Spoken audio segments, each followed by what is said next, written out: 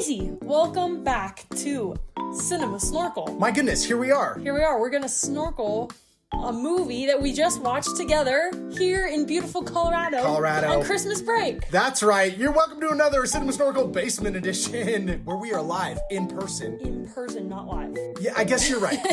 Now that I think about the meaning of those words, you're right. We're live to each other. Remind me, have we Cinema Snorkeled a Knives Out mystery before? Carl, or is this our very first? We've never done Knives Out before. We've never done a Knives Out before. What's wrong with us? Are we idiots? Yes. But redeemed by the grace of God. Hard to be in here and not feel his presence. Whose? Oh, God. Oh, yeah. Right.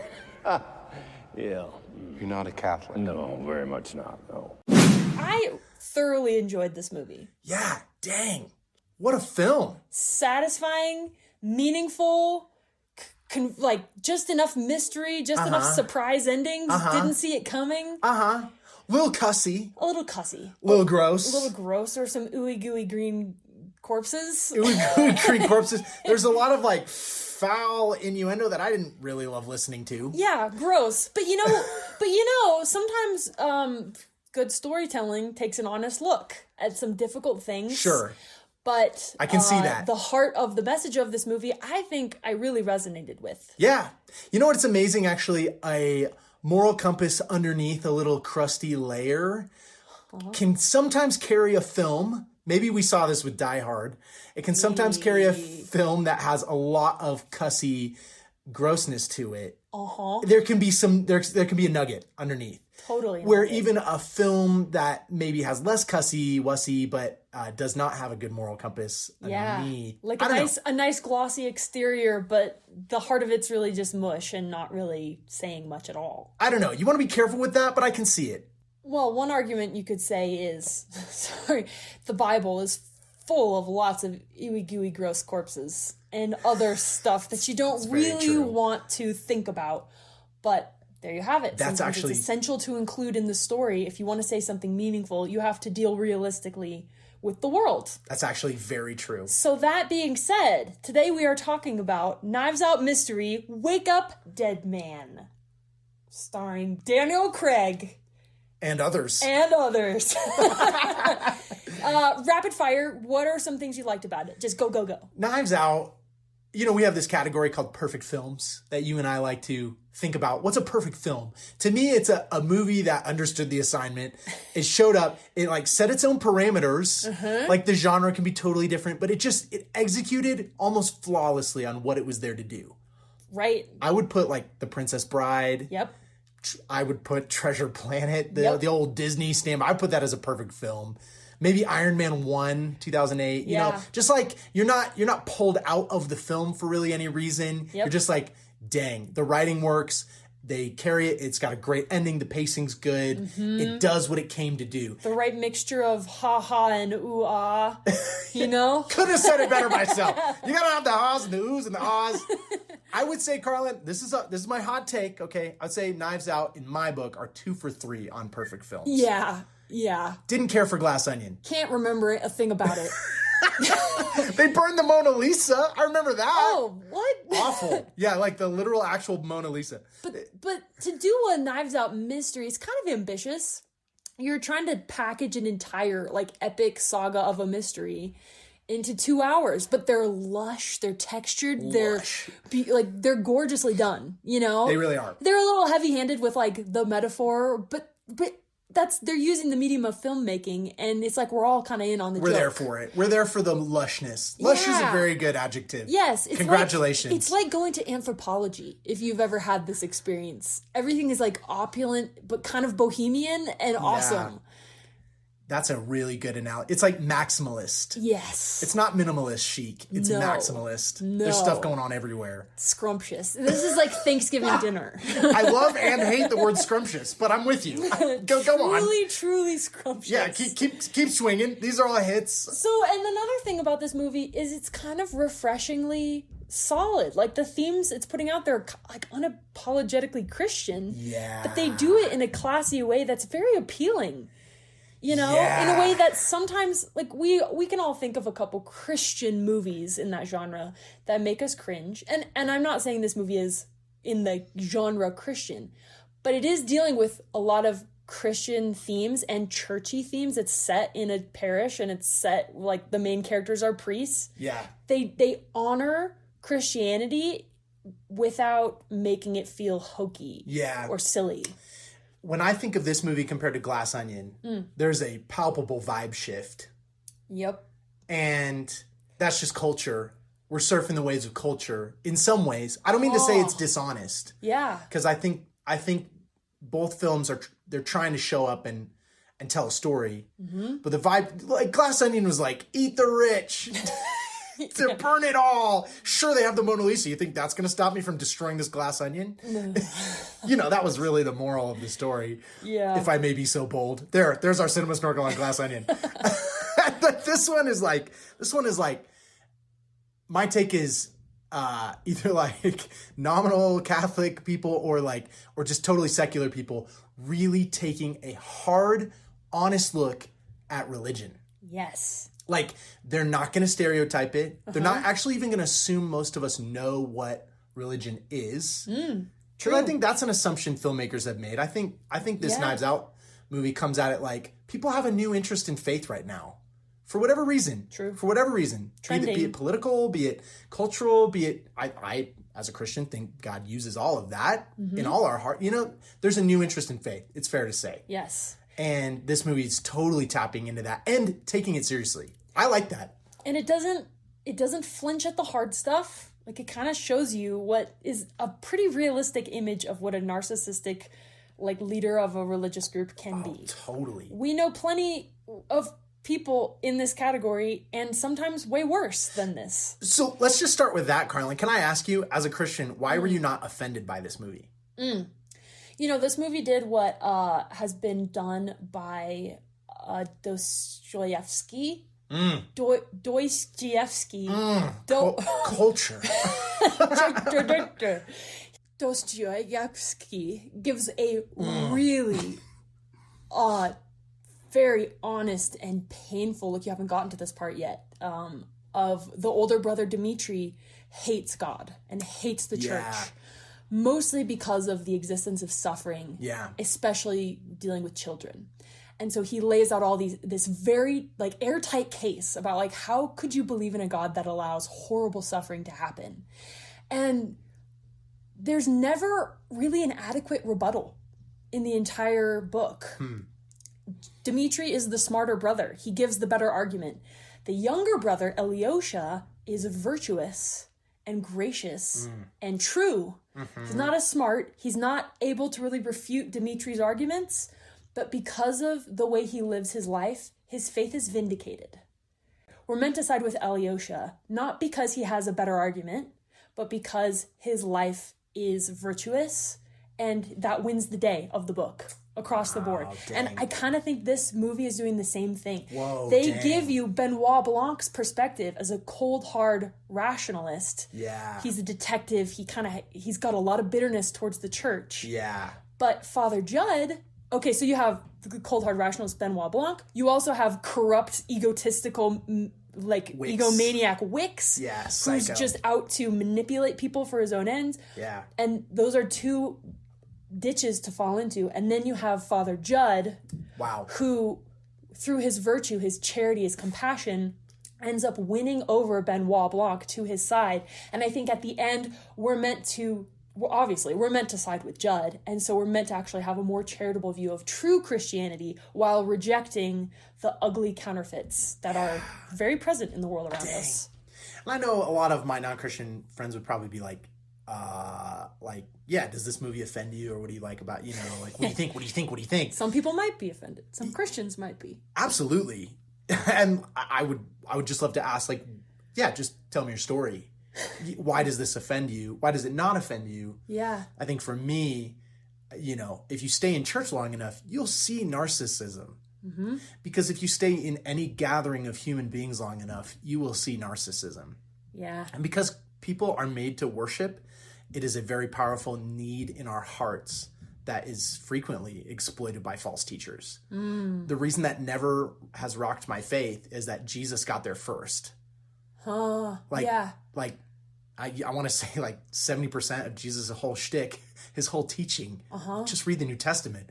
Yeah. It's railing against false teachers. Yeah. He got there first. He calls them out. Jesus isn't like, oh shoot, I wasn't planning on hypocrites. You know, he's like, I really did come to shed some light on the whole hypocrisy thing. Yeah. And cut through like a knife. Wow. That's one of the main reasons he came, right? Totally. Because scripture says the light, this is the verdict, light came into the world, but people love darkness more than light. And it's not really talking about the broken sinners. Yeah. Because those people know they need the light and they flock to Jesus. Yep. It's talking about Jesus' own people who had studied the law and the prophets, and they should have been on the lookout for him, and they weren't. They missed him. They missed him. They killed him. Literally. They literally killed him. Anyway, so... And his followers, his faithful followers, were this ragtag gang of misfits. Yeah. That were sinners and tax collectors and prostitutes and... Yeah. Yeah. And we'll get to this, Car. I know we're just on this first thing, like, why didn't this offend you? Yeah. I would love to ask an atheist, did this movie offend you? Why or why not? Right? That'd be interesting. But anyway, just to conclude that thought, there are things about Christianity that are offensive and hard. Mm-hmm. So anytime we're tempted to shape God into our own image, we should watch out. Which is why I'm not going to rubber stamp this movie and just be like, boom, this is the gospel. You need to screw your brain on and tight and like approach this movie as a work of culture. Yes. There's truth in it, and there's going to inevitably be our own biases, misperceptions in our era that are going to distort the gospel. So there's my disclaimer. I'm not here to say, wow, this is exactly what we believe. Yeah. But I do think there are surprising nuggets in here that they really did understand. They understood the assignment. Well, this movie is showing us the pitfall of hitching your wagon to a charismatic leader and saying, I follow Father Wicks or this one person, as opposed to I follow the one true Jesus and I go to Scripture, and no leader is above Scripture. Yeah. And I'm going to question even the things I hear from the pulpit. Yeah, totally. I'm allowed to disagree with or question because the only God is God and not this charismatic leader who can tell me what to do.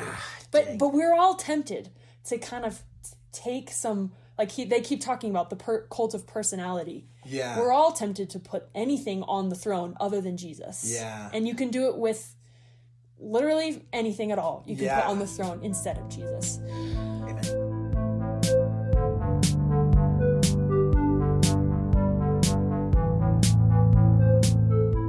So, Case, let's talk about the themes. There's kind of two ways to handle this. I was thinking there's 3 character arcs that I find intriguing. Ooh, yeah, let's do that, yeah. But I also want to list you my themes. So how about I do both and you tell me which path you want to take? Okay. Okay. So the character arcs I'd like to talk about are Father Judd, Yeah. Martha, Yes. and Benoit Blanc. Love it. Because I think these 3 characters go through an arc, whereas the other characters tend to be, they do maybe have an arc, but like mostly Wicks is an obstacle. He doesn't grow or change. Totally. But let me list you through our themes real quick, and then we can talk about that. Yeah, what do you think the filmmakers were trying to say? I think the strongest overarching theme is fighting versus embracing the world. Yeah. So you have the Father Judd way, and you have the Father Wicks way. Yeah. Father Wicks way. Monsignor. Excuse me, Monsignor Wicks. Put your dukes up. Yeah. Father Judd, open your palms. Yeah. That's like a very strong visual metaphor that they keep reinforcing. Yeah, totally. Under that theme, I would say grace for sinners. Yeah. As opposed to shame, condemnation for sinners. Yeah. But then there's 2 other themes that I think are worth mentioning, but maybe they get wrapped up into this. One is storytelling. Yeah. There's a couple key conversations between Benoit Blanc and Father Judd about what is this church. true? How true is it? Yeah. Is it just a story? Is it a story that tells something true? Is it a story that's designed to blind us and lead us down the primrose path? Yeah. I think that's a very real theme. Some stories are okay. Should you leave the dishonest part out? Yeah. Or using stories to manipulate your cult followers. Right. And then the last one is repenting of your own accord. And this one, it might be pretty cut and dry, but we see that a couple times with Father Judd turning himself in.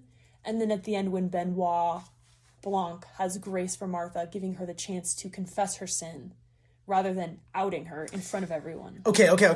I like, because it's helpful for me to distill, like, yeah, what are the tensions, like an abstract, like what we're doing here, like fighting versus embracing the world, that kind of thing. Yeah. But I actually think a big part of our podcast is showing people, if you just ask questions about the movie, what struck you, what do they want you to notice, and in particular, what are the story arcs, what are the character arcs our characters go on? Yeah. You get to the themes. So let's do that. Let's do it. Let's talk through everybody's character arc. Start with the characters. And I think we're going to totally end up unpacking all of those themes you mentioned. Agreed. Through that way. So, yeah. Who do you want to start with? Father Judd? Let's start with Benoit Blanc. Okay, let's start with Benoit Blanc. So, give us a little profile. Yeah, Benoit Blanc. He's amazing. And Daniel Craig just keeps nailing this character. Like, it's amazing that he's put so much life into the old detective trope, because it's been done well and poorly through the years. But right now, we're in a, like, really fresh, good season. So props to Mr. Craig for that. He, you love him because he is old school.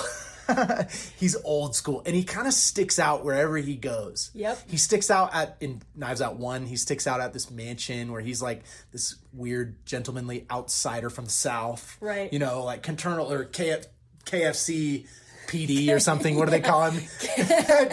NYPD KFC or something.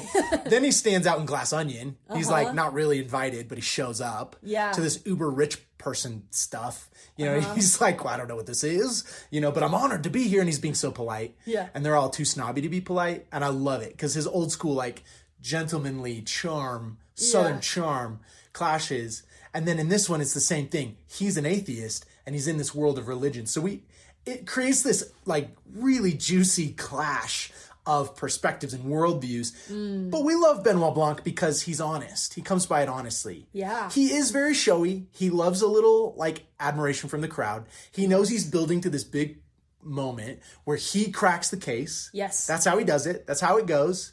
He is, like, kind of modest about his abilities, but he also kind of knows that he likes the flattery about his abilities because he knows he's, like, the man. Mm-hmm. And at the end of the day, I think why we like Blanc and why we trust him is he never has skin in the game other than to tell the truth, nothing but the truth, crack the mystery in a world where every single character they show us could be the backstabber, double crosser, whatever. Yeah. He is always the one guy we can trust to tell the truth as it is. Right, and different motives. Sometimes it's money, sometimes it's revenge, sometimes it's something petty, sometimes it's this inner feeling of justice. But he will find the murderer and bring them to justice. Yeah. Like, cut through all the confusion. Yeah. And very satisfying. He's got that kind of, like, all good detectives, maybe minus Sherlock Holmes. Like, there's a brand of detective who are so humble, and they're like, now, when you mentioned the knife in the drawer, tell me about that. I didn't know. And then people are like, oh, he's a simpleton. So they spill their guts, Yeah. Blanc and Columbo have that in common. Right.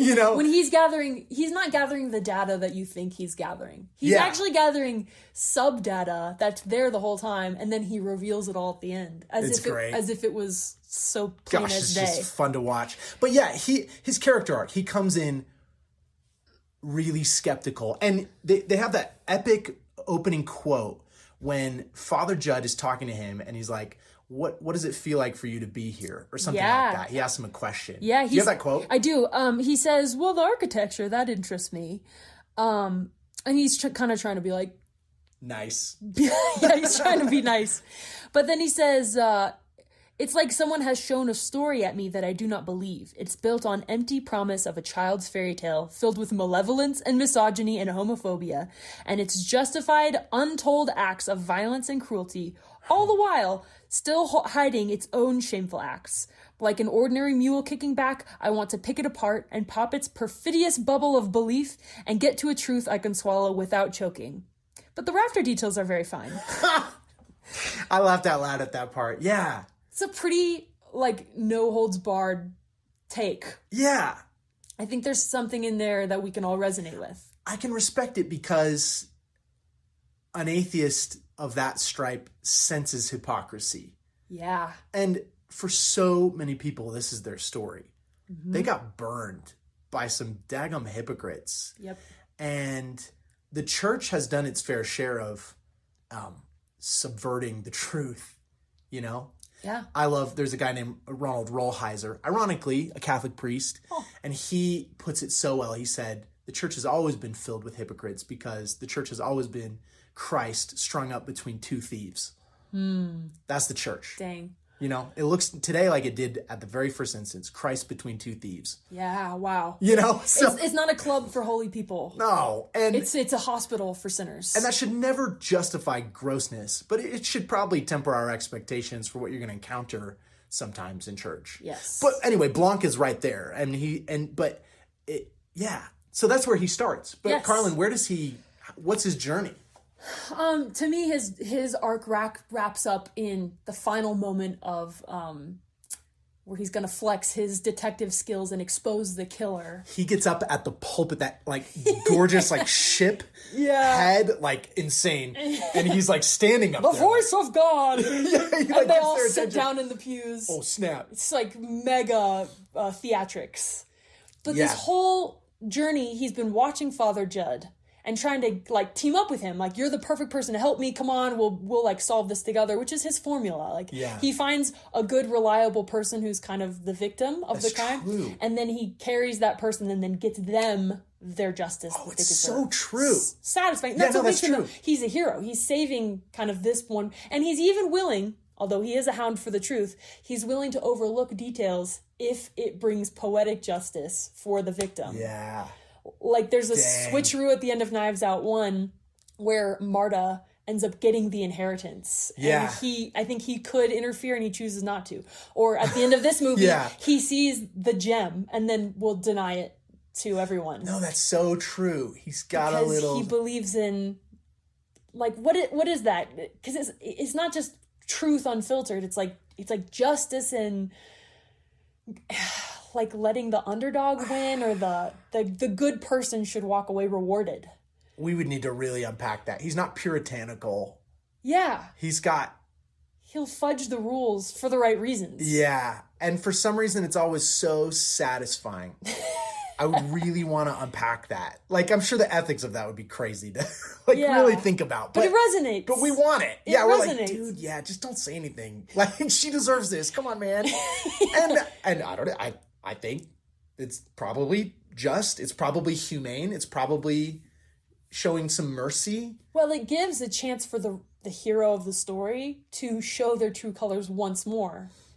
Because instead of, Father Judd, instead of using the money to benefit himself in any way or benefit his church in any way, he simply buries it in the crucifix. Oh, snap. As a metaphorical, like putting Christ back at the center of this church. Oh, Whereas snap. before it was just this vacant cross. Yeah. And, Father Wick says, we leave that down to remind us of the harlot whore. Like, that's the myth. Unreal. That is the myth that my church is founded on. Yeah. Shaming this woman for her sin. Again. And using it to, terrorize his Get the congregation. walkout. Yeah. And Father Judd says, no, this has never been about Christ for Monsignor Wicks. Yes. He's never been talking about Christ. He's a hypocrite. Yeah. And then he puts the crucifix back up, and then he buries the heart, the Eve's apple. Back in the heart of Christ. Yes. Which, oh man, just to go right to our Christian symbolism of that for 1 second, okay?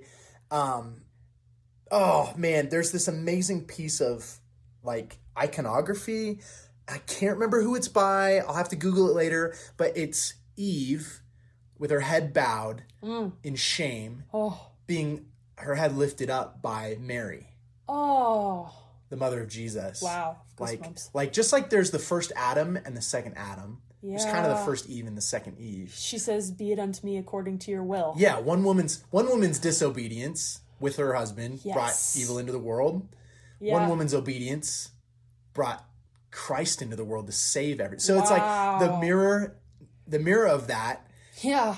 So we replace like judgment for mercy. Yeah. That is the gospel. And also Christ taking on the sin of the world into himself, because only he can handle it. Yeah. And this evil gem. Wow. And oh man, the symbol of like the layers and layers of the priest trying to eat it. Yeah. And then dying. Literally kills him in like a supernatural, like they don't ever explain. That was so weird. And I do wish maybe we got a little more explanation, because I was like, what? He eats it? What?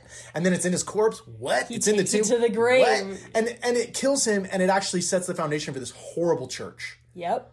Like a priest trying to do only what Christ can do, or something. Yeah, wow. I would need to think about that more. But ultimately, you're right. Judd puts the evil gem back in Christ at the center, and it really is about Christ taking on the sin of the world. That's the gospel. Beautiful. Yeah. Well crafted. They understood. This is what good art can be. Yeah, they understood the assignment. Yeah. It's a perfect movie. All right, let's talk about Judd. Yeah, well, real quick. Yes. The final moment for Benoit Blanc is he's about to have his moment of glory, and then he sees Martha, who is the killer, and he forgoes his moment of exposure to give her the chance to come forward and confess her sin of her own free will, which is a repetitive theme throughout this movie. It matters whether you're exposed and exploited versus if you repent and come clean of your own, because that's the evidence of a repentant heart. Dang. So Father Judd tells everyone, I killed a man and I did it with hatred in my heart. Yeah, he's honest. He's honest about it. Whereas Monsignor Wicks is like, oh, Dr. What's his name? You're a drinker. And he goes through and burns every single person and exposes their dark sin as a tool to manipulate them. Yeah. Yeah. Crazy. Yeah. That's so good. Wait, so should we do Martha's character arc? Probably. And then end on Judd? Yeah. So, this is the theme of Grace for Sinners. At one point, Judd confronts Benoit and is like, seriously, why do you think I became a priest? Seriously. And Blanc says, you felt guilty for taking life. And the church, it offered you a place to hide and a clear method to give you a sense of absolution. This is a pretty common view from atheists.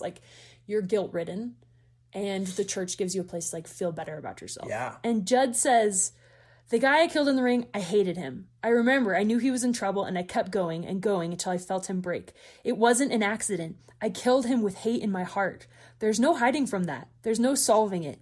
God didn't hide me or fix me. He loves me when I'm guilty. That's what we should be doing for these people. Yeah, unpack that. So, Judd, let's do Judd. He gets swept up. He starts out with the right heart. Yeah. Palms open, even though he's got tattoos on his neck and he's kind of a street fighter and he punches that one guy and he's kind of rough around the edges, but his heart is true. Yeah. More than all the corrupt priests around him. Yeah.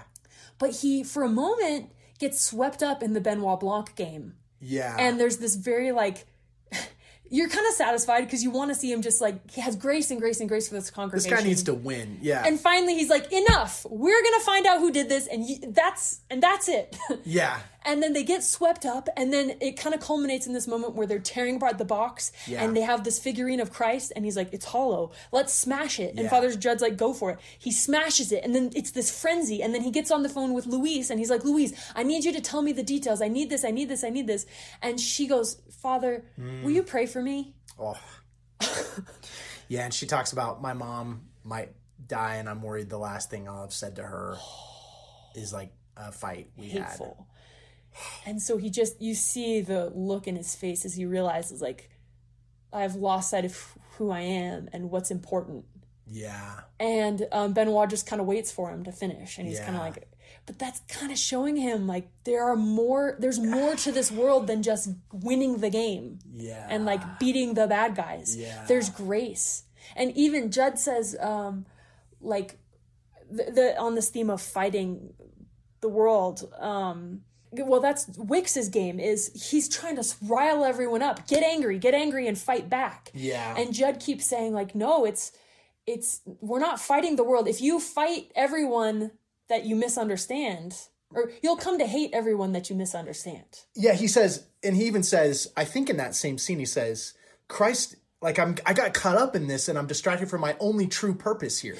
Yeah. Christ didn't come, he said, I'm not supposed to fight the wicked and bring them to justice, but to serve them and bring them to Jesus. Whoa.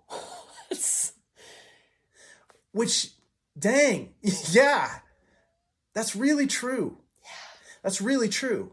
Christ came to seek and to save that which was lost. Like Jesus says. Yeah. They're like, Jesus, why are you hanging out with tax collectors and sinners? If there's one thing people said to Jesus more than anything else, it was that. And he's like, you need to go and learn what this means. I desire mercy, not sacrifice. Wow. For the Son of Man didn't come to be served, but to serve and to seek and to save that which was lost, right? And so it's like, yeah, no, that is the gospel. You can get so like, I'm going to nail you. I'm going to nail you. But that actually is the first step down the Wicks path. Us versus them. And it's such a hard tension to hold, Carlin. Like, as a Christian, just for a second here, it's so hard to hold on to that because the world is like gross. You know, it is. It doesn't, if you think, yeah, whatever you're thinking of with the world, picture the opposite, like political persuasion. You know, whatever it is about the world that's getting you down. Like we can all probably agree. Like, the world is gross. You gaze into the abyss too long and you're just like, ugh. Yeah. And you start being like, I gotta fight it. I gotta nail it. I have to be the one. I have to be the one to nail it, or else no justice will ever be done. Yeah. Let's rise up, my brothers in arms. Like, yeah. And there is a call for Christians to be faithful and to do justice and to love mercy. But this is where the gospel is so beautiful. It is like a gem. It's so like delicate and pure, but sturdy. You know what I mean? Yeah. Because we're actually called to be faithful, but actually not carry the burden of judging the whole world. Yeah, wow. And I think this movie does so well in that moment of actually painting a picture of Judd going, I don't need to be the one to nail the person. My job is actually to like find the wicked and serve them and offer them a chance to repent and come to Jesus. Wow. That is the Christian's first duty. Yeah. This side of eternity. Our enemy is not flesh and blood. Totally. It's the powers and principalities. Totally. It's the forces of evil. But each individual person has so much potential for good and for evil in them. And if we start going around thinking my enemy is the people who disagree with me, then you are fighting the wrong battle. Yeah, and you can do that without giving up your convictions about what's right and wrong. Well, we all need to give up our convictions of what's right and wrong and listen to God's convictions of what's right and wrong, right? So there's step one. But then within that is God telling us, don't judge. You're not the judge. Who appointed you the judge of your brother? You know, like, we're not the judge. We can have discernment, but we're not the final say on people's salvation and whether they're a lost cause or whether they're the bad guy. Yeah. You know, people are our objective, not our adversary. Yeah. Let's bring that to Martha. Well, so Judd demonstrates that with Luis. Yes. And he just takes a minute to be a priest. It takes like an hour. Yeah, right? And when he's praying for her, I was like, oh man, I was almost crying. Like, this is beautiful. Sets aside this rat race of greed. That's God's heart for us, you know? Like, that is just the Father's heart for us. I hope everyone watching this movie resonated with that. Because that is Jesus's heart for you. It's not Wicks. Wicks is out there, but Scripture calls Satan the accuser for a reason. Wow. And Jesus is our intercessor. Wow. And he wants you to come to him and just lay it all on him, man. Lay it all on the cross. So anyway. Yeah, no secrets, right? Yeah. So that's really his crux moment. And he comes back to the gospel. Yep. I want to say he comes back to himself, but no. And I think that's the best part of this movie. Don't miss that. He doesn't come back to, quote unquote, himself. He comes back to this higher calling that he's serving, which is the gospel. Yep. It's not his private ethic here. Yeah. What a refreshing change. Yeah. He comes back to the cause that he believes in. Yeah. The truth. It's amazing. Yeah. Anyway. So because he's gone through that journey and comes back to his mission, he's able to offer the grace to Martha. How does that unfold? Okay, so Martha, it kind of she's weird and crazy. Yeah, she's a psycho. In that last scene, when she comes forward of her own accord to confess, she starts her confession by saying, I thought I had pure motives when this started, but truly it started with a lie. Yeah. She's been lying to cover for the grandpa priest this whole time. Yeah. And really, like, what she said to Grace was not God will forgive you and take you back. Yeah. Is what she first claimed it was. Totally. What she whispers in the harlot whore, Grace, her ear is, I know where it is and you'll never find it. Ha ha. Yeah. And so then she doesn't Poor count the woman. cost, and she's sorry because she got Samson killed. And she had this whole elaborate plot to protect Monsignor Wix's reputation and to restore the church and yada yada. But at the very end, she confesses all this and even confesses her own suicide. And as Father Judd is cradling her dying moment and praying for her, he says, forgive Grace. Oh, that was like the best part of the entire film. I didn't see it coming at all, Yeah. but it's dead right. Yeah. This He's like, Grace church too. has been built on the myth of the harlot whore and how she was so rotten and everything was her fault. And Martha has been carrying around this anger and this hatred Yeah. and this lack of grace, Yeah. which everyone has, is like pointing and shaming Yeah. and using that as the escape from their own honesty. But in that moment, he challenges her. He's like, forgive her. And she does. And you see her fist unclench. Wow. And she dies in peace, having her sins forgiven. Oh, gosh. Gorgeous. That's what it is all about, Carlin. That is literally, sometimes that is what it is all about. And I know a lot of Christians they will come into this movie with tension. Mm-hmm. Again, it's cussy. We got to have a cussy priest. That's our favorite trope. You got to have a priest who smokes a little cigarette. He's one of us. Because we know cigarettes are bad, but they're not. It's not like kicking a puppy. It's like not bad, he's just like edgy. sand him down a little bit. Yeah, he punches dudes and he says he's cussy. We love a cussy priest. Anyway, but I think Christians will feel that. I think don't cuss, don't smoke, but don't get hung up on that. Sometimes, I'm reminded of how many times does Jesus say like, "Wow, I have not found faith like this in Israel." Oh. But he's usually saying it to like a centurion. Like a Roman or someone, and he's walking around at these devout Jewish synagogues, and suddenly a centurion comes up and he's like, this is faith like I haven't seen. Or in the Old Testament, Jesus talks about that story in the Old Testament where God chooses to heal. He's like, there were a lot of lepers in the days of Elisha, but he chose to heal Naaman the Syrian. Oh. And it's like, the point being, sometimes we need a punch coming from outside of the church to kind of just jolt us awake again and be like, it's a Samaritan. This is, yes, no, literally. And it's not like Samaritans had great theology, but Jesus is like, you understand this, I was sent to Israel, but like the Gentiles are going to pick this up faster. They're entering the kingdom ahead of you. Yeah. To me, it's a challenge to be like, whoa, slow it down. What does Jesus think of this film? Literally, it's kind of about him. What does he think of this film? Yeah. I think he knows everyone's heart, but if you want to get to the ethos of what so much of the gospel is, I think this film captures it in some really profound ways. Mm. Legalism will crust over our hearts and strangle us to death. Yep. And only God's grace can break in and free us from that. Yep. I'm not saying we don't need to stand for what's true in culture. I love doing that. But boy, if that's the whole game, then we are just as lost as everyone else. The real heart of this is turning to God and saying, man, have mercy on me, a sinner. Yeah, every one of us. Yeah. It's awesome.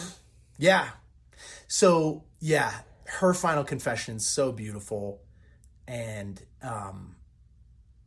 so 3 character arcs. And even that, Well, I was going to say that moves Benoit Blanc, but he'd already been pretty moved at that point. Yeah. So, Carlin, let's go back to those themes then, real quick. Yep. We talked about Dukes Up versus embracing the world. Yeah. There will come a day of final judgment where God does bring complete justice. But that's the only reason we can forego justice now. Absolutely. Because if there's no cosmic justice, like we all feel the need. We need justice. For justice. Yeah. We feel the need that suffering shouldn't be meaningless. Yes. That the evil needs to be rewarded with its with its due With reward. its due reward. Absolutely. Like the Wickses of this world, the Yeah, murderers. yes. It needs to be stopped. But if you think you are the person, the Yeah. executioner and the judge, Yes. you will get it wrong Absolutely. every time. That's right. Because it's not actually, you're not good enough to judge the world. Yes. None of us are good enough to judge anyone. Yes. Only a perfect judge could judge. And so what that does is two things. First, it makes us submit to a system of justice that's higher than us. And just to be clear, nobody wants to do that. Nobody.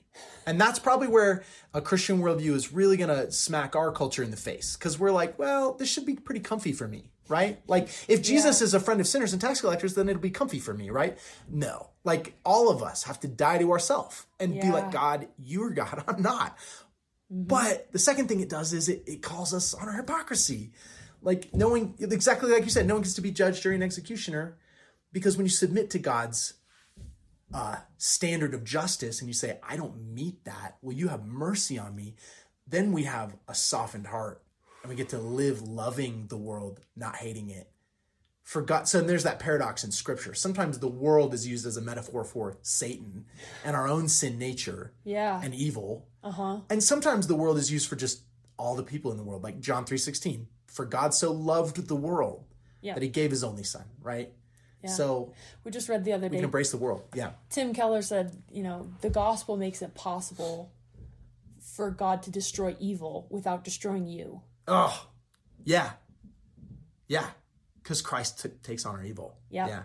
Here's one question I want to ask, and I know we should wrap this soon, but Ask it. where do you think the filmmakers land on telling a lie for the sake of preserving the faith of the faithful?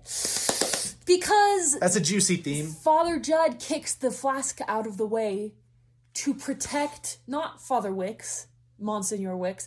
He does it to protect, really, Samson, who they kind of repeatedly say he was the best. He's of the them. one good man. He's the only good guy Yeah. in the congregation. Everyone else has skeletons in their closet and has mixed motives and schmarminess. Yeah. But Samson's given up alcohol and fought his demons and he has his faith because Monsignor Wicks if I can forego this devil, then you can too. Yeah. And so to spare him, he hides the truth. But then Blanc comes after him for that and says, in doing so, you protected a murderer. And so, but Judd says a couple times, I left the dishonest part out. You can always tell the truth by choosing to leave out the dishonest part. But I don't think the filmmakers stand by that. I think they're saying that Father Judd, that was a moment of misled charity. He done messed up. Yeah, because they would have solved it really quickly if he hadn't done that. Yes. And so the illusion to make people feel better. This is Martha's whole mission, right? Yes. Let's make it seem as if Monsignor Wicks resurrected to keep the fable going. A big fat lie, right. Right, but it's actually... Even though she hated him. It's not and it's not serving anybody. They're stringing along this poor cellist girl who's waiting for her miracle. Gosh, so wrong. And they're stringing along this divorced guy who's cherishing his bitterness and not moving into forgiveness. Yeah. And actually exposing the deeds done in darkness to the light. Yeah. Is what Father Judge should be doing from the beginning. We're not going to tolerate this shadowy storytelling to preserve a myth. Yeah.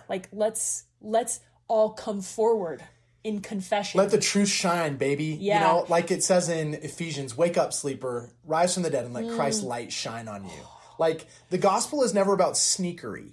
Yeah. It's never about, there's this trope, it's a tropey trope, where it's a benign lie to preserve people's cherished faith in that there's some good in this world. Yeah, right. Preserve the myth of goodness. Santa Claus. Heck no. Heck no. That's why I'm against, sorry fam, telling kids that Santa's actually literally real. I'm so against that because, what a poisonous thing to tell your kid. And it's so different than belief in God. There is evidence for God. Yeah. Anyway. I will say there's other arguments. If you're a Santa Claus believing person, No. I love you. I'm not going to pop your kid's bubble, but no. Sorry. I will say, this movie also uses the light to kind of highlight. Oh, yeah. There's a couple scenes when Father Judd is talking and literally the just, sun glowing. comes around his head. It's so good. Or the stormy moment when he's on the phone with Luis and then the sunlight breaks and they do that. They use that to kind of underscore music the things that we're meant to go, yes, this is what's right. It's so lush. It's so lush and textured. Luscious, dude. All right. Anyway, that's enough of that, please. We're losing it. Anyway, yeah, you're right. It's about truth. Truth needs to win. You're so right. You're so right. Because the enemy of our souls loves some lies. So counter question, real quick.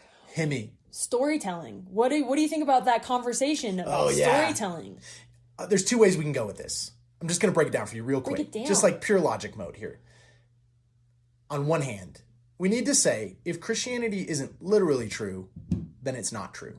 Yeah. Like if Christ didn't rise from the dead, then our faith fools. is utterly meaningless. Christianity throws down the gauntlet on a factual claim from history. If you're just new to the game and you're like trying to appreciate that, there is a wealth of resources for you. I would start with Lee Strobel's The Case for Christ. Great starting place. There's movies on it. You want to watch another movie about it? We love movies. Watch that one. So Christians, and that sounds like insanity to people. Yeah. I would say it would sound like insanity until you kind of get into some of the weeds of it. Yeah. There's actually like surprising evidence when you do comparative religion and you're kind of like, there's actually not this level of specificity and evidence for really, this is a big statement, but any other faith.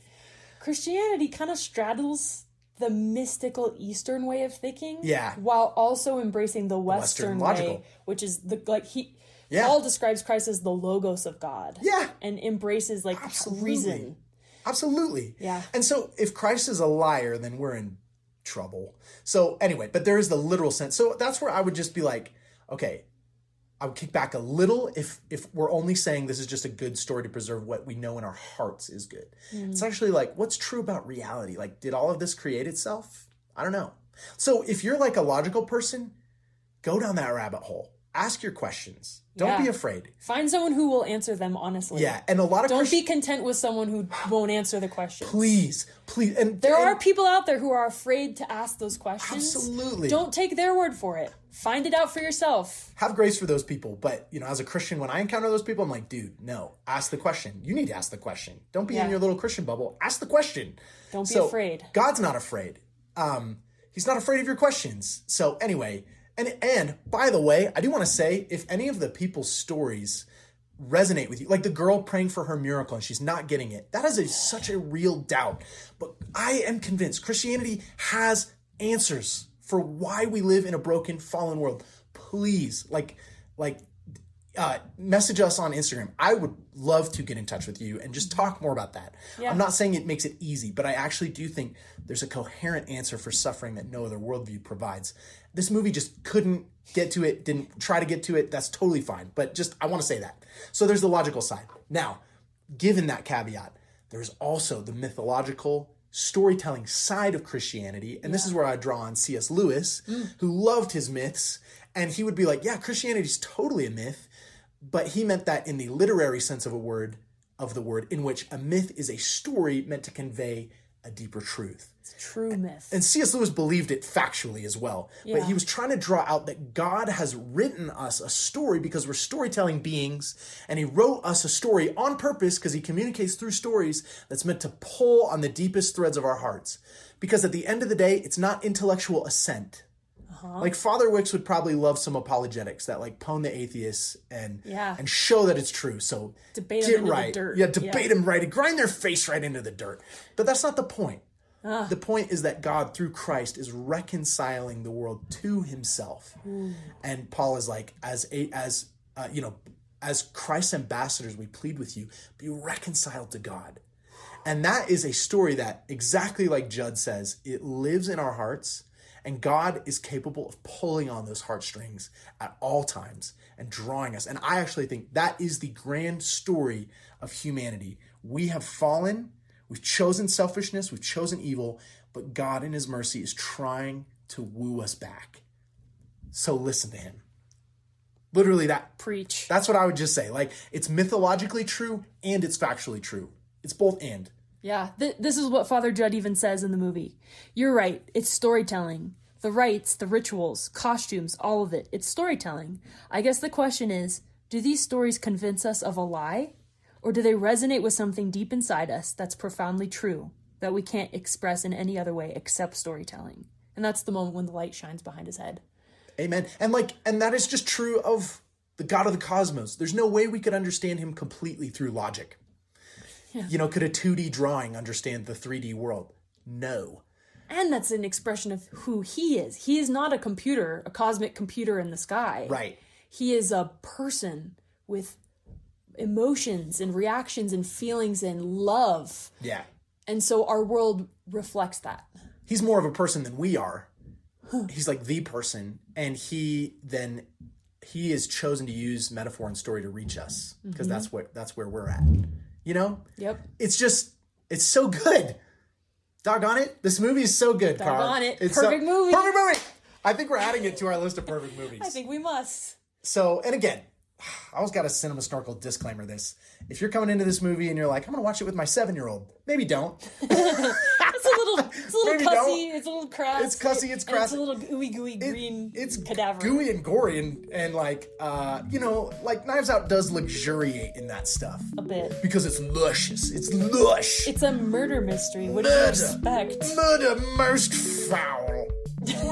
But for all that. But wow, it's fun. It's But wow. a good movie. It's a good film. Carl. Casel. Cinema Snorkel. We'll see you next time.